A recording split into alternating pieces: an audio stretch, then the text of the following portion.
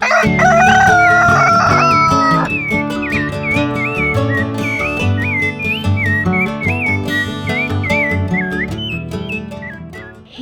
meu papai! O sistema de irrigação, ele é muito importante. Eu sei que o Diogo não está gostando muito desse sistema aqui agora com a mangueira, diz que com essa FlexNet, né? FlexNet. Ele está preferindo usar o cano rígido que vem por cima. Eu ainda estava conversando hoje com o Carlos Igaro.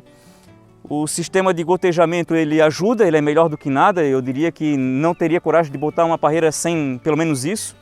Mas a gente está agora migrando, estudando, né? Botando algumas lavouras assim em caráter de teste, porque o custo é o dobro. 1 hectare de gotejamento assim custa mais ou menos R$10.000. E se for com microaspersão, que aí seria uma linha sim, uma linha não, com microaspersor a mangueira vai por cima, ela desce e aqui tem um sistema tipo bailarina que molha um raio, se não me engano, de 9 metros, alguma coisa assim, que tem que ter umas sobreposições. O homem que entende está ali. Ó. Depende do...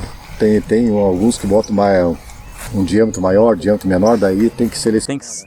Tem que ver o que tem de equipamento, né? Mas ela vai sair R$20.000 o hectare. Ele é mais caro, mas faz uma distribuição mais uniforme, né? Só que 20 mil se for o autocompensante.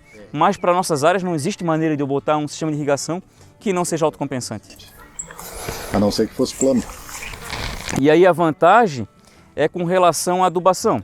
Porque a conclusão que a gente chegou é que a fertirrigação não funciona, né, Dima? Até ela ajuda um pouco a funcionar, mesmo não funciona bem. Novela, né? Ela vai novelar a raiz. A quantidade de adubo que eles recomendavam utilizar era muito pouco. E eu não conseguia entender aquilo. Eles justificavam para a gente, o fornecedor, que eles usavam aquela quantidade de adubo porque o adubo deles era mais eficiente. Mas não tem. Tu vai calcular quanto é que uma planta exporta de potássio, não tem como o potássio ser mais eficiente. Vai exportar aquela quantidade, não existe mágica. E aí eu comecei a dar uma pesquisada, olhar algumas bibliografias e material, e eu percebi que, de forma grosseira, cada quilo de adubo eu preciso botar 1 metro cúbico de água. Alguns é um pouquinho mais, alguns é um pouquinho menos. Só que na quantidade de adubo que a gente usa numa parreira, isso é muita água. E se eu colocar só aqui na linha de cultivo, eu coloco muito pouca água em relação ao adubo e isso traz a salinização do solo.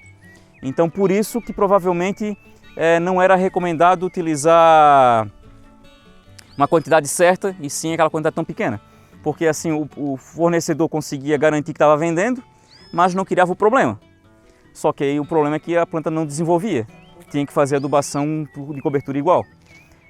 Com a microaspersão, a gente imagina que a gente possa tanto usar a fértil, porque na microaspersão o volume de água é muito maior, como também eu poderia vir aqui com um adubo sólido, jogar por cima aqui, e independente se vai chover, não vai chover, eu sempre tenho a minha chuva artificial para fazer esse adubo infiltrar.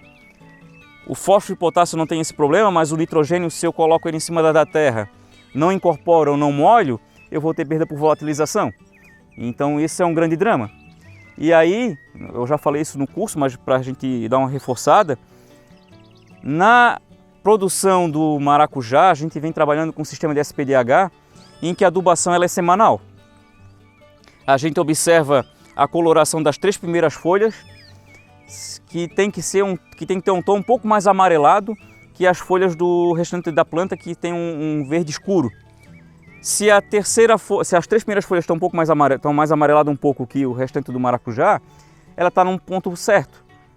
Estou usando a quantidade de adubo certa semana após semana. Se a 4ª folha começou a amarelar, quer dizer que eu estou botando de menos, eu tenho que começar a aumentar.